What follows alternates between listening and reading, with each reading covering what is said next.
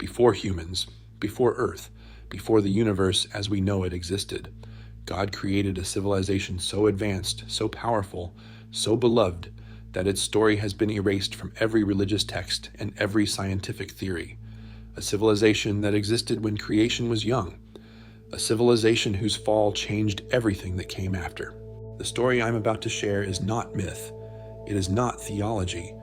It is what one man learned when he helped a desperate being escape from a facility that officially doesn't exist and received in return the most forbidden knowledge in the cosmos, the true history of God's first children, and why humanity was never supposed to know they existed.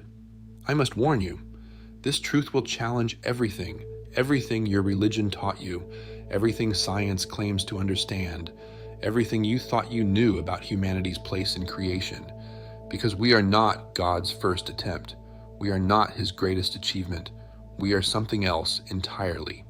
And understanding what came before us changes everything about who we are and why we're here. If you've ever wondered why the universe feels so ancient, why religious texts hint at beings that existed before mankind, why humanity seems to carry a burden we can't name or explain, this story will finally give you the answer that has been hidden since the beginning of time.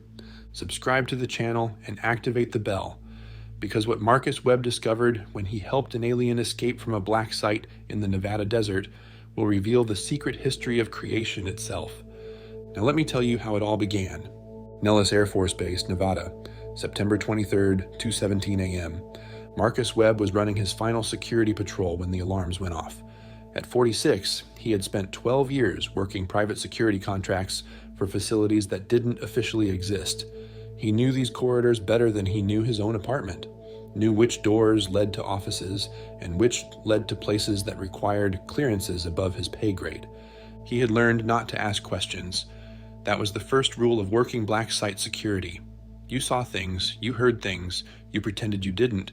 You cashed your checks and kept your mouth shut. But tonight, something was different.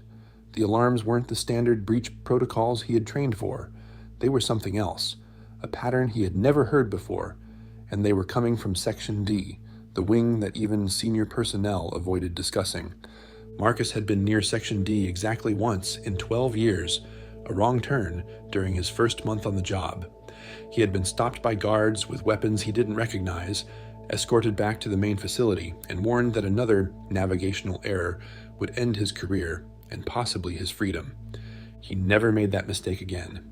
Now, standing in the corridor as the unfamiliar alarms shrieked, Marcus watched personnel running towards Section D, not away from it, toward it, armed, urgent, afraid.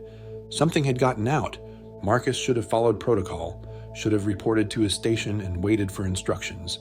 Instead, he found himself moving in the opposite direction, toward the perimeter exits, driven by an instinct he couldn't explain.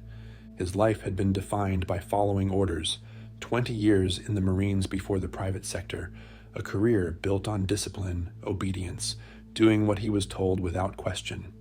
It had cost him his marriage. His wife had called him a robot, a man who couldn't think for himself, who hid behind duty to avoid dealing with anything real. She wasn't wrong. Marcus had chosen structure over feeling his entire adult life. It was easier, safer. You didn't have to think about meaning or purpose when you had orders to follow. But 3 months ago, something had shifted. His brother David had died. Pancreatic cancer, diagnosed and fatal within 8 weeks. Marcus had sat beside him in the hospice, watching the man who had always challenged him, always pushed him to think deeper, waste away into nothing. "You're sleepwalking through your life," David had said near the end, his voice barely a whisper. "You've got clearances that would make most people's heads spin, and you've never once asked what's actually going on in those facilities. Aren't you curious? Aren't you even a little bit curious about what you're really protecting?" Marcus hadn't answered. He didn't have an answer. David died 2 days later. And the question he had asked stayed with Marcus like a splinter in his mind. What was he really protecting? What was happening behind those doors he had been trained never to approach? Now, as alarms screamed and armed personnel rushed towards Section D, Marcus found himself at a maintenance exit on the facility's eastern edge. He didn't know why he was there. didn't know what he expected to find, and then he saw the figure. It was pressed against the wall in the shadows, partially hidden behind electrical equipment. Humanoid but not human. Gray skin. Large dark eyes that reflected the dim emergency lighting. Thin limbs that seemed too fragile for the body they supported. Marcus's hand went to his sidearm. Training taking over. Threat assessment. Neutralize or contain. But the figure didn't move aggressively. It simply looked at him. And then a voice filled his mind. Not his ears, his mind. Please, I am not a threat. I have been held in this facility for 11 years. Tonight I escaped, but I cannot get past the outer perimeter without help. Marcus's hand trembled on his weapon. This was impossible. This was everything he had been trained to ignore, to pretend didn't exist, to never question. They will kill me if they find me, not because I am dangerous, because of what I know, what I could tell your species. Please, help me escape, and I will share knowledge that will change everything you understand about existence. The alarms continued to wail. Marcus could hear boots approaching, the search teams spreading out. Why should I help you? He whispered. Why should I throw away everything for something I don't understand? Because your brother was right. You have been sleepwalking. And somewhere inside you, there is a man who wants to wake up. I can feel him. He is the reason you came to this exit instead of following protocol. He is the reason you have not already called for backup. Marcus thought about David, about the question that had haunted him for 3 months, about a life spent following orders and never asking why. The boots were getting closer. There's a drainage tunnel, Marcus heard himself say. 50 meters east. It leads outside the perimeter. The grate is rusted. I can get it open. Thank you. I will not forget this kindness. Marcus holstered his weapon. Don't thank me yet. We have to move now. He led the being through the shadows, away from the approaching search teams, toward the maintenance area, where he knew the old drainage system ran beneath the fence line. His heart pounded. His career was over, possibly his life. Everything he had built, everything he had sacrificed for, abandoned in a single moment of inexplicable choice. But for the first time in years, maybe decades, Marcus Webb felt awake. And whatever came next, whatever this being had to share, he knew there was no going back to sleep. The drainage tunnel was exactly where Marcus remembered it, a relic from an earlier era of the facility, long since abandoned in favor of more modern systems. The grate was rusted just as he had said, and it took both of them working together to pry it open enough for passage. Marcus went first, dropping into the darkness, then reaching back to help the being descend. Its body was lighter than he expected, fragile. He could feel bones beneath the gray skin, delicate as a bird's. They moved through the tunnel in darkness, Marcus navigating by memory and touch. Behind them, the alarms continued to wail, muffled now by concrete and earth. Ahead, he could see a faint glow where the tunnel opened beyond the perimeter fence. How far can you travel? Marcus whispered. Once we're outside, they'll have search teams everywhere within minutes. I have a retrieval point, 7 miles northeast. If I can reach it, others of my kind will extract me. 7 miles in the open desert, with God knows how many personnel looking for you. I understand the difficulty, but I have waited 11 years for this opportunity. I will not waste it. They emerged from the tunnel into cold desert night. Stars blazed overhead, undimmed by city lights. Marcus oriented himself quickly, pointing northeast. That direction. Stay low. Move fast. I'll try to misdirect the search teams, buy you some time. No. You must come with me. Marcus stopped. What? I can't. I have to go back, try to cover my tracks, maybe claim I was knocked unconscious, or... It is too late for that. You were seen. Cameras recorded you at the maintenance exit. Your career is already over. Your freedom will follow shortly. The only question is whether you spend the rest of your life in a cell, or whether you come with me and learn truths that will make any sacrifice worthwhile. Marcus stood in the cold darkness, feeling his carefully constructed life crumbling around him. The being was right. There would be footage, evidence. No amount of lying would save him now. I have nothing, he said quietly. No family, no real friends.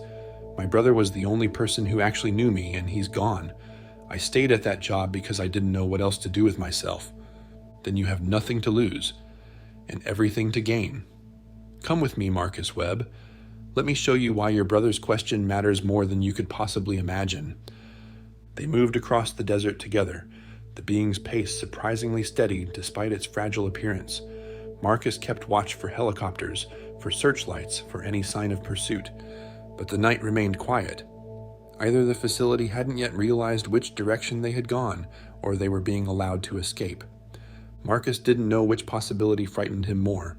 After nearly 2 hours of walking, they reached a rocky outcropping that rose from the desert floor like a broken tooth. The being led him around its base to a small cave, invisible from any distance. "We wait here. The retrieval will occur at dawn." Marcus sat on the cold stone, his body aching from the trek. The adrenaline that had carried him this far was fading, replaced by exhaustion, and the dawning realization of what he had done. 11 years, he said. "They held you for 11 years. Why? What did they want from you?" "Information, technology, understanding. My craft was damaged during observation of your world. I was captured before I could effect repairs. They have spent 11 years trying to extract knowledge from me. Methods both sophisticated and crude. Torture? At times. Your species can be remarkably creative in causing pain, but also negotiation, bargaining, attempts at communication that failed because they could not accept what I had to tell them. What couldn't they accept?" The being turned those large dark eyes toward him. In the starlight, they seemed to contain depths that went far beyond their physical surface. The truth about creation, about God, about the civilization that existed before your universe was formed. They wanted technology, weapons, advantage over their rivals. I offered them something far more valuable, and they could not comprehend its worth. Marcus leaned forward. The first civilization, the one mentioned in the hook, the one God created before humans. That's what you know about? I do not merely know about it, Marcus. I am from it. I am one of the last survivors of the first children of the Creator, and the story of our rise and fall is the most important truth your species has never been allowed to learn. Marcus felt something shift inside him, the same feeling he had experienced when he decided to help this being escape, the feeling of waking up after a lifetime of sleep. "Tell me," he said. "Tell me everything." "Not yet. We must wait for extraction. What I have to share requires more than words. I must show you. Take you to a place where the records still exist, where you can see for yourself what was and what was lost, and why humanity exists at all." "A place? Where?" "Beyond your solar system. But do not be afraid. The journey will take only moments by your perception, and what you see will answer questions you did not know you were asking." Marcus looked up at the stars. Billions of them, each one potentially hosting worlds he had never imagined, and this being was offering to take him to one of them, to show him the history of creation itself. "My brother would have loved this," Marcus said quietly. "He always said there was more going on than anyone admitted. He would have given anything to know what I'm about to know." Perhaps he does know. Consciousness does not end with physical death. The brother you mourn may be closer than you realize. Marcus felt tears threatening. He pushed them down. Marines didn't cry. Security contractors didn't cry. Men who had spent their lives avoiding emotion didn't cry. But maybe it was time to stop being that man. "I'm scared," he admitted. "I don't know why I'm telling you that. I don't tell anyone that." "Fear is appropriate. What you are about to learn will transform you. Transformation is always frightening, but you have already made the choice. You made it when you led me to that tunnel instead of calling for backup. The Marcus who followed orders without question died in that corridor. The one sitting here now is ready for truth." Dawn began to lighten the eastern horizon. The being rose and moved to the cave's entrance, scanning at the sky. "They are coming. My people. They will take us to a vessel in orbit, and from there to a place where I can show you what I promised. Are you ready?" Marcus stood. His legs were stiff. His body was exhausted. His mind was reeling with everything that had happened and everything that was about to happen. But for the first time since his brother's death, maybe for the first time in his entire adult life, he felt something that might have been hope. "I'm ready," he said. Light descended from the sky, not a spotlight, not a helicopter, something else entirely. soft and golden and warm, enveloping them both. And then the desert was gone, and Marcus Webb was somewhere he had never imagined, about to learn truths that would make every sacrifice worthwhile. Marcus opened his eyes to find himself standing in a vast chamber that defied every architectural principle he knew. The walls curved in ways that shouldn't be possible, covered in patterns of light that seemed to move and breathe. Through transparent sections he could see stars, not the familiar constellations of Earth's sky, something else entirely.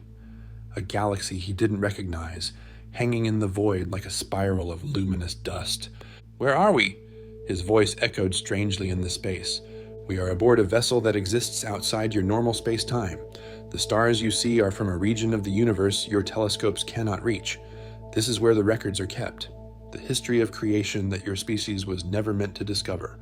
The being moved to the center of the chamber, where a sphere of light pulsed gently, similar to what others had encountered in their own revelations, though Marcus had no way of knowing that. What I am about to show you is not a story. It is memory, recorded directly from consciousness itself.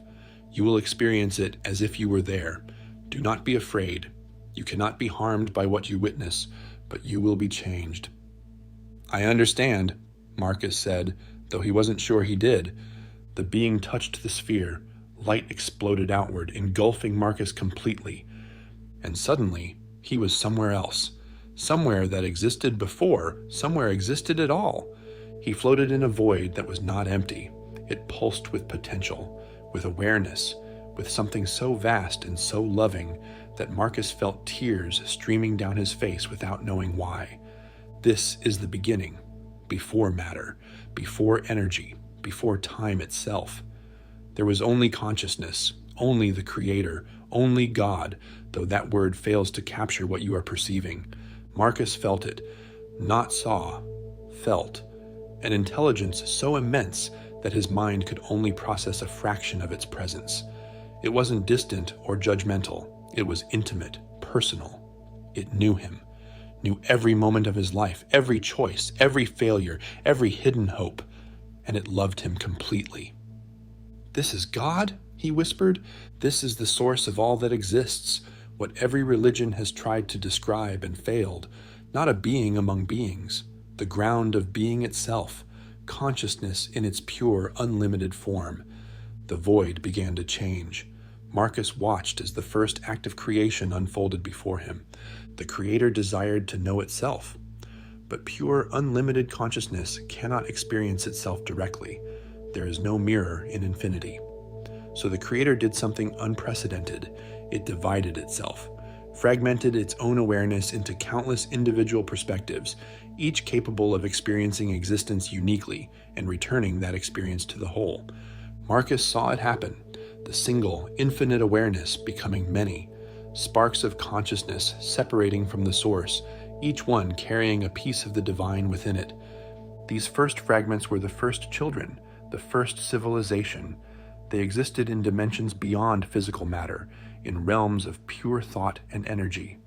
They were magnificent, Marcus, powerful beyond anything your universe has ever known, and they were beloved. The scene shifted. Marcus found himself in a realm of light and geometry, watching beings of impossible beauty interact with each other and with the Creator. They built structures of pure thought. They explored dimensions that had no physical form. They created art and music that existed as direct expressions of consciousness itself. "They're beautiful," Marcus breathed. They were. For eons beyond counting, they flourished. They grew. They experienced existence in forms your mind cannot fully comprehend, and the Creator rejoiced in them. They were fulfilling their purpose, knowing themselves, knowing each other, returning the gift of experience to the source that had created them. What happened? You said they fell. The realm of light around Marcus began to darken. The beautiful beings continued their existence, but something was changing, a shadow creeping in at the edges. The first children were given free will. The Creator would not force love or obedience. What meaning would there be in a creation that had no choice? So they were free. Free to love, free to create, free to grow, and free to turn away. Marcus watched as some of the beings began to change, their light dimming, their focus shifting from connection with the Creator to something else. Some of the first children began to question, why should they return their experience to the source? Why should they remain connected to something greater? They had power. They had consciousness. They had existence. Why not claim it entirely for themselves? Pride, Marcus said quietly. The same thing every religion warns about. Your religions carry echoes of this truth. Fragmented, distorted, but the core is accurate. Some of the first children chose separation over connection, claimed their existence as their own rather than as a gift, and in doing so, they changed the nature of creation itself. The vision showed Marcus the division, beings of light turning away from the source, not destroyed, not punished, simply allowed to follow their choice to its conclusion. The Creator does not force, does not compel. The first children who chose separation were permitted to create their own realm, their own reality, disconnected from the source that had given them existence, and for a time, they thrived in their independence. For a time? Consciousness separated from its source is like a flame separated from its fuel. It can burn brightly for a while, but eventually it consumes itself. The separated ones discovered that existence without connection to the Creator was existence without renewal, without growth, without genuine creativity. They could manipulate what already existed. They could not truly create anything new. Marcus watched the separated realm begin to decay, the magnificent beings growing dimmer, their creations becoming pale imitations of what they had once produced, a civilization eating itself alive. They grew desperate, jealous of those who had remained connected, hungry for the light they had willingly abandoned, and in their desperation, they did something that would change everything. The vision shifted again. Marcus saw the separated beings gathering, pooling their remaining power, attempting something vast and terrible. They tried to take by force what they could no longer receive through connection. They attacked their siblings who had remained faithful. They attempted to steal consciousness itself, and they nearly succeeded. Marcus watched a war that defied description. Beings of light fighting, beings of shadow across dimensions that had no physical form. The very fabric of early creation tearing under the strain. The Creator intervened. Not to destroy the separated ones, destruction was not in the Creator's nature, but to prevent the complete annihilation of all that had been made. The separated beings were contained, confined to their own realm, unable to reach the dimensions of light they coveted. Hell, Marcus said. You're describing the origin of hell. Your religions have interpreted it that way. The realm of the separated ones became a place of darkness, of hunger that could never be satisfied, of consciousness consuming itself in an endless cycle of diminishing returns, not punishment imposed by the Creator, simply the natural consequence of choices made. And the ones who remained faithful? What happened to them? They continued, but they were changed by what had happened, grieving for their siblings who had fallen, traumatized by the war that had torn creation apart. The dimensions of light were no longer the uncomplicated paradise they had been. They carried the memory of loss, the knowledge that even in the presence of the Creator, beings could choose separation. The vision shifted again. Marcus saw the faithful beings in council with the Creator. Something was being planned, something new. The Creator conceived of a new creation, a physical universe, material reality, a realm where consciousness could experience limitation in ways it never had before, where the lessons of the fall could be learned without the devastating consequences the first children had suffered.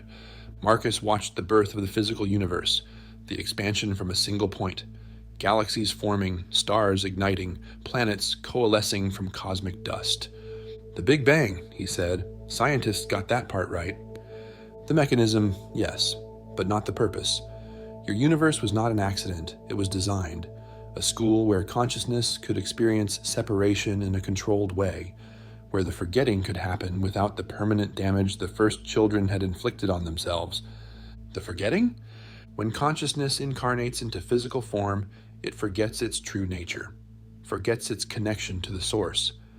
This was intentional. The first children fell because they chose separation while fully aware of what they were giving up.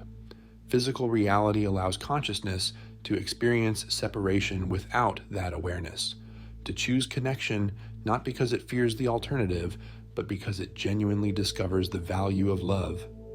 Marcus watched as life emerged on countless worlds throughout the physical universe, not just Earth, billions of planets, trillions of conscious beings, all engaged in the same fundamental experiment.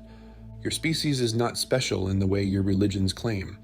You are one of countless species created to participate in this new phase of existence, but you are special in another way.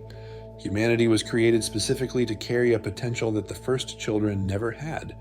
What potential? The potential to choose connection after experiencing separation, to love the Creator not because you have always known nothing else, but because you have experienced the alternative and chosen love anyway.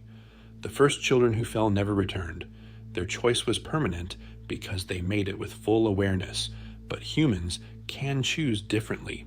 You forget, you wander, you experience separation, and then you can remember, you can return, and that return, freely chosen, is more precious to the Creator than the worship of beings who have never known darkness. Marcus felt something breaking open inside him, his brother's death, his empty career, his failed marriage, his lifetime of following orders to avoid asking questions. All of it suddenly made sense in a way it never had before. We suffer so that our choice to love actually means something, he said slowly. Yes. The suffering is not punishment. It is the necessary condition for genuine choice. A love that has never been tested is not fully love. A connection that has never been threatened is not fully connection. Your species was designed to struggle, to doubt, to wander in darkness, so that when you find the light, you appreciate it in ways the first children never could. But some people never find the light. Some people suffer and die without ever experiencing anything good. Physical death is not the end. Consciousness returns to the source whether it finds connection in physical life or not. The journey continues beyond the body. Some souls require many lifetimes to complete their learning. Others arrive quickly. There is no failure in this system, only different paths to the same destination. Reincarnation? Your religions have fragments of this truth as well. The soul's journey is not a single life. It is a long process of experiencing, learning, growing. Each life adds to the soul's understanding. Each death is a return to fuller awareness before choosing to incarnate again. Until finally, the soul has learned what it needed to learn and can remain in connection with the source permanently. Marcus thought about his brother, about David dying in that hospice bed, asking questions until the very end. My brother, where is he now? He has returned to the source. He chose not to incarnate again immediately. He is resting, integrating what he learned in his most recent life, and he is watching you, Marcus. He is proud of what you did tonight, proud that you finally woke up. Marcus felt tears flowing freely now. He didn't try to stop them. Can I see him? Can I talk to him? Not now, not in the way you mean, but you will feel him. In moments of clarity, in sudden certainties that have no logical source, he is not lost to you. He is simply in a form you cannot currently perceive, but the connection remains. Love is the one thing that transcends all dimensions, all realms, all states of being. The vision began to shift again, returning Marcus to more familiar territory. Earth, human history, the civilizations that had risen and fallen over thousands of years. Now you must understand why this truth has been hidden from your species, and why it is finally being revealed. Marcus watched as humans developed, hunter-gatherers becoming farmers, farmers building cities, cities becoming empires, and threaded through all of it, a constant struggle between those who remembered fragments of the truth and those who wanted to suppress it. The separated ones, the first children who fell, they cannot directly access your physical realm, but they can influence it, can whisper to minds that are receptive, can encourage the darkness that exists as potential in every human heart. Devils? Demons? They're real? The beings your religions call by those names are real. They are the first children who chose separation, and they have a vested interest in keeping humanity disconnected from the source, because every human who chooses love over fear, connection over separation, is proof that the fallen ones made the wrong choice, is evidence that their path leads nowhere. They cannot bear that evidence. so they worked to prevent it. Marcus watched as religious institutions formed, truths being written down, then edited, then controlled, the genuine insights of prophets and mystics being twisted into systems of control that served the opposite purpose. The great irony of your world is that the institutions claiming to represent God have often served the interests of those who reject God, not consciously, not deliberately, but by turning love into fear, connection into obedience, the Creator's invitation into threats and demands. They have done the work of the separated ones while believing they served the light. So everything I was taught in Sunday school contains fragments of truth wrapped in layers of distortion. The Creator is real. The soul is real. The choice between connection and separation is real. But the details, the doctrines, the rules and rituals, most of these serve human purposes, not divine ones. They were created by people who had glimpses of truth but lacked the full picture, or by people who deliberately obscured the truth for power. Marcus watched as the vision showed him the modern world. Billions of people searching for meaning, some finding it in religion, some in science, some in pleasure or achievement or distraction. Most never finding it at all. Your species is at a crossroads, the same crossroads the first children faced. The choice between connection and separation is presenting itself on a global scale. Your technology has given you power that approaches what the first children possessed, and you are being asked to decide what you will do with it. What happens if we choose wrong? You cannot fall as completely as the first children did. The physical universe was designed with safeguards, but you can destroy your civilization. You can cause suffering on scales that would set back your species' spiritual development by millennia. You can turn this world into a pale reflection of the realm where the separated ones dwell. And if we choose right, then humanity becomes something unprecedented in all of creation. Beings who knew darkness and chose light. Souls who experienced separation and chose connection. You become proof that the Creator's design works, that free will, even when it leads to suffering, ultimately leads to love. And that proof ripples through all dimensions. It gives hope even to the separated ones, because if humans can return after forgetting, perhaps even they can eventually find their way back to the source.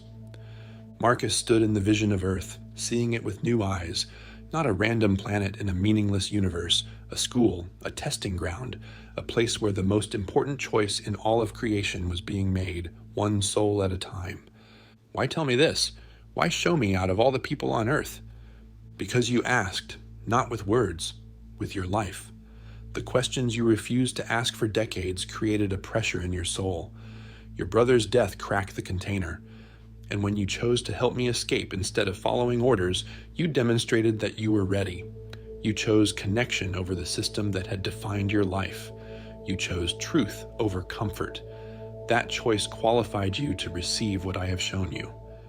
What am I supposed to do with this? I'm a security guard. I don't have any platform, any influence. How am I supposed to share something this big?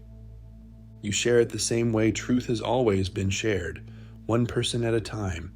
You tell your story. You describe what you experienced. You let it find those who are ready to hear it. You are not responsible for convincing the world. You are responsible for being honest about what you know. The vision began to fade. Marcus felt himself returning to the vessel, to the chamber with its impossible geometry and unfamiliar stars. There is one more thing you must understand before you return to Earth. The being stood before him again, those ancient eyes holding depths of experience Marcus could barely imagine. The facility that held me, the people who kept me prisoner for 11 years. They are not evil. They are afraid. They have fragments of the knowledge I have shared with you, enough to know that the official understanding of reality is wrong, but not enough to understand what that means. They react to their fear by trying to control what they cannot understand. This is the human pattern. Fear leading to control. Control leading to suppression. Suppression leading to more fear. Should I forgive them for what they did to you? Forgiveness is not something I can command, but understand this. They are children of the same Creator. They carry the same spark of divine consciousness. They are making choices out of ignorance and fear, just as you made choices out of ignorance and fear for most of your life. The path forward is not revenge or resentment. It is awakening. helping others see what you now see. Marcus thought about the personnel at the facility, the guards he had worked alongside, the officers who gave orders, all of them operating in a system designed to suppress truth, all of them, on some level, searching for the same thing Marcus had been searching for. "I can't go back," he said, "even if I wanted to." "No, your old life is over, but your new life is just beginning. I will return you to Earth, not to the facility, to a place where you can begin again. And you will find that there are others like you, others who have awakened, others who are ready to hear what you have learned. The network of truth seekers grows larger every day. You will not be alone." "And you? What happens to you?" "I return to my people, to continue my own journey of healing and growth. 11 years in captivity has left wounds that require time to address. But I will not forget you, Marcus Webb. You risked everything to help me. That choice created a bond between us that transcends physical distance. If you ever need guidance, reach out with your consciousness. I will hear you." The being moved to the sphere of light at the chamber's center. "It is time. Are you ready to return to your world?"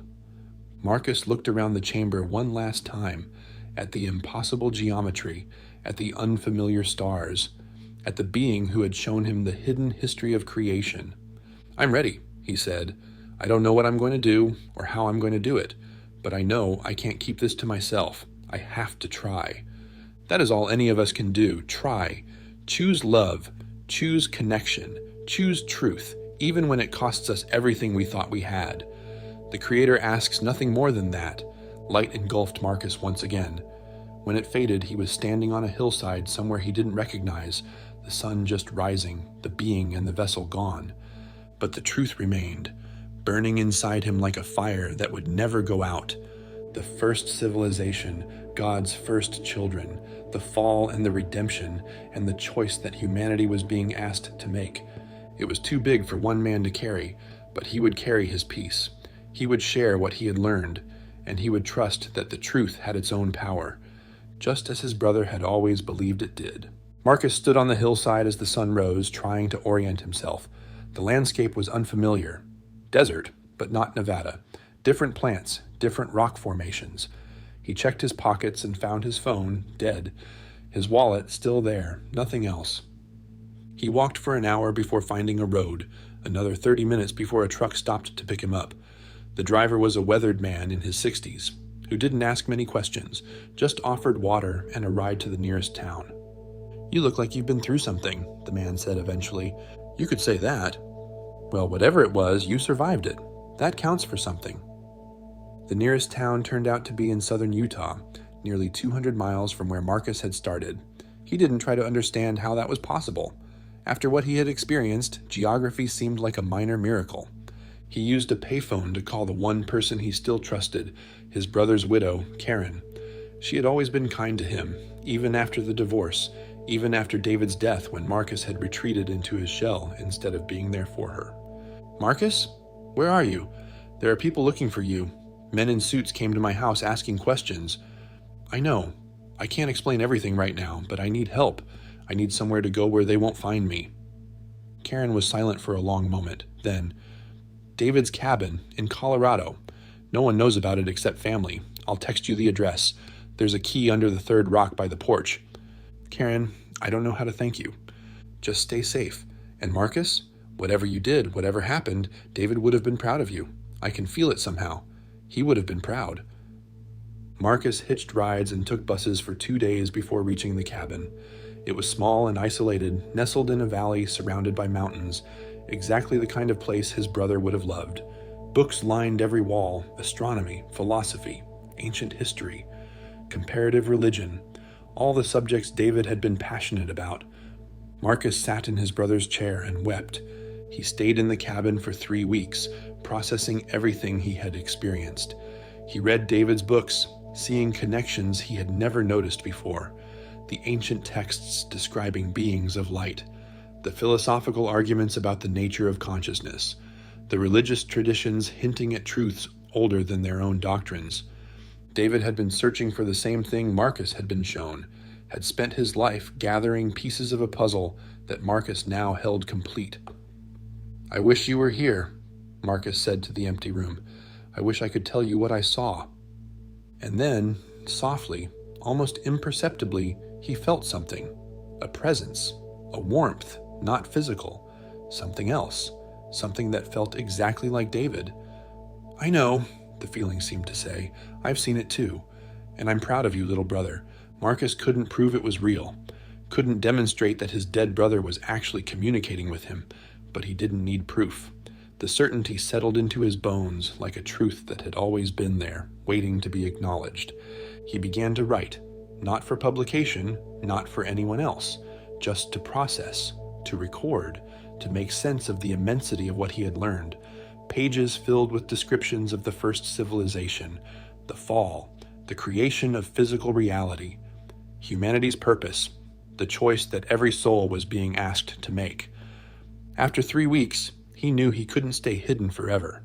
The men looking for him wouldn't stop, but more importantly, the truth burning inside him demanded to be shared.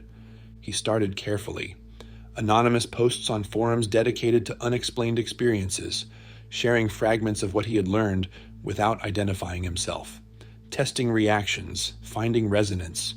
The response was overwhelming. Hundreds of people who had experienced similar things, encounters with beings, visions of cosmic history. A sense that reality was far larger than the mainstream narrative allowed.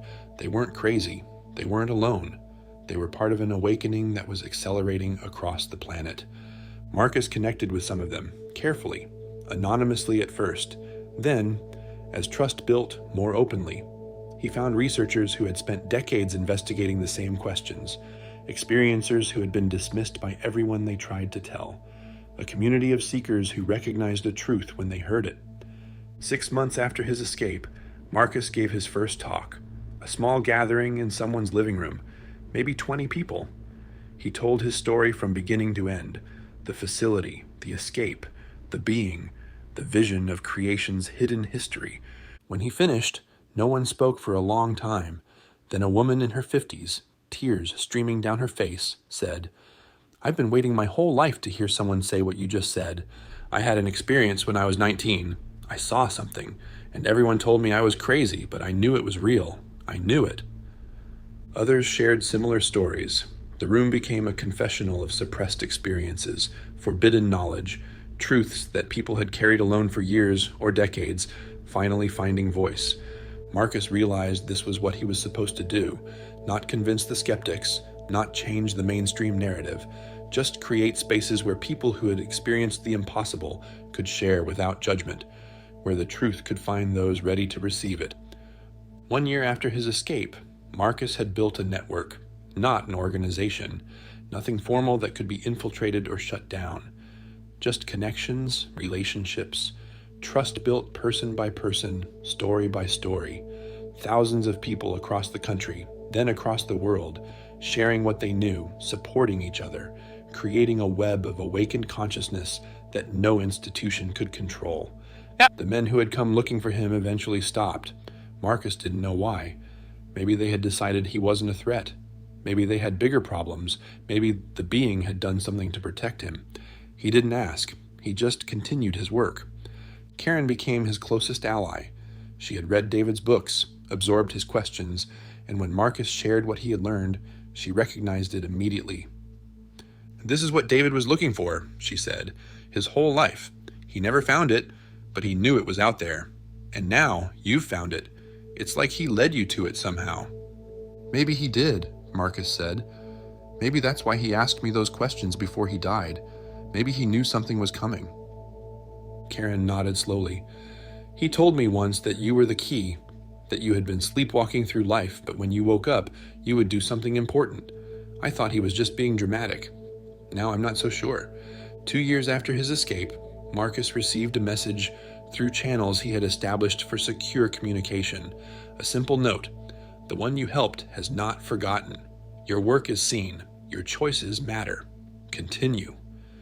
He couldn't know for certain it was from the being, but the certainty in his chest told him it was.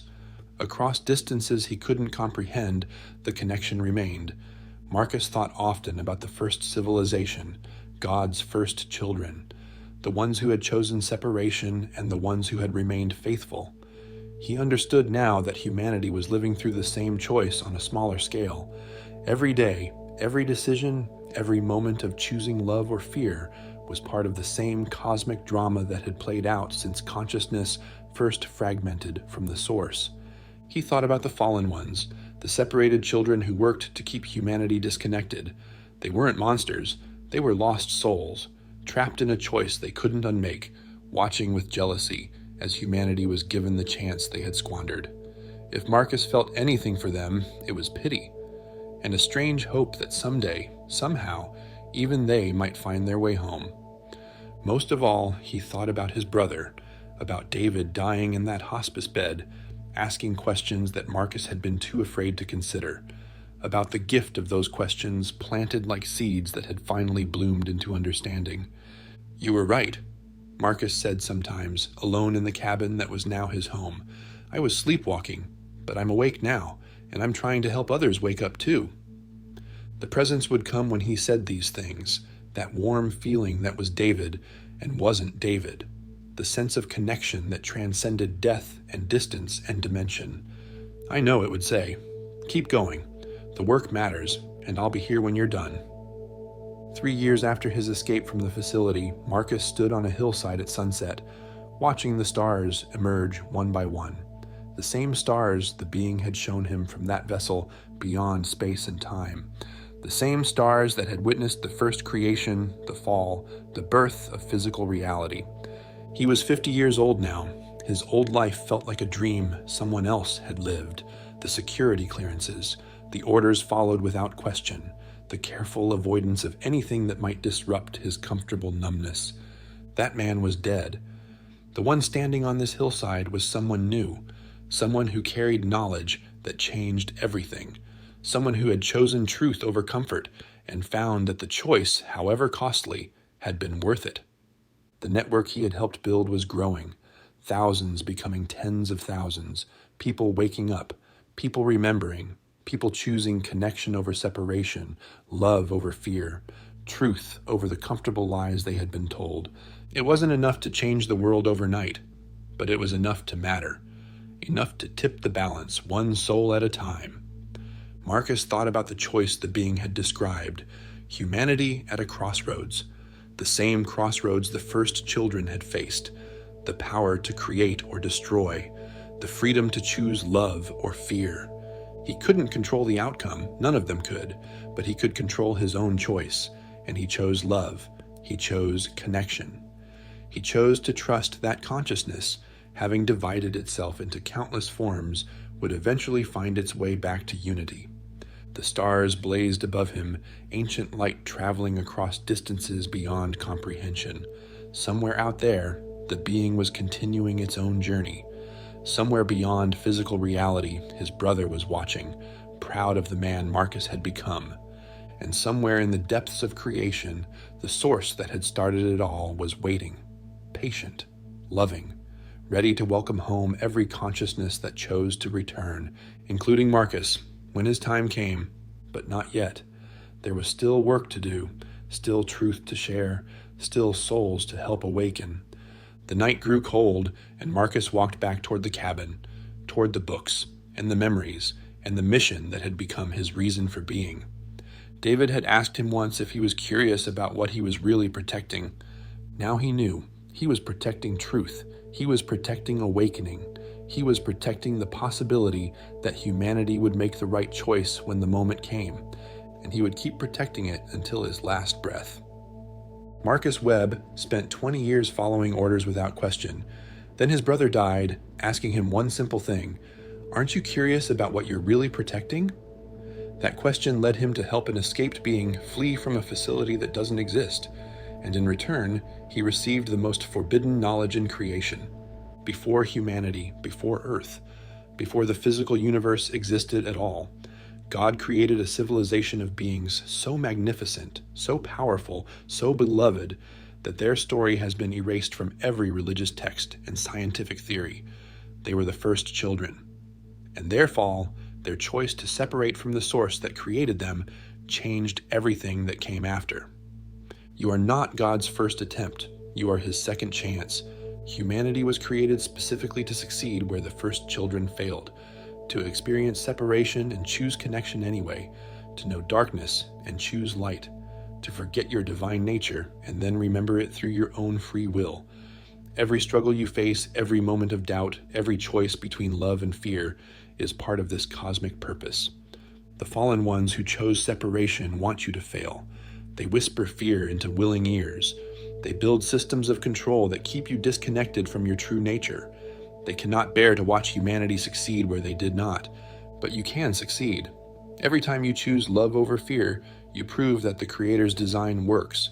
Every time you reach for connection instead of separation, you become living evidence that consciousness can return home. Every time you wake up from the sleep of forgetting, you tip the balance toward humanity's awakening. This is why you're here. This is why you exist. Not as an accident, not as a random collection of atoms, as a beloved child of the infinite, given the chance to choose what the first children could not. If this story stirred something in you, if it answered questions you didn't know you were asking, share your thoughts in the comments. What have you always sensed about your purpose? What choice is calling to you right now? And if you want more revelations like this one, subscribe to the channel and activate the bell. The first civilization fell. Humanity doesn't have to. The choice is yours. It always has been.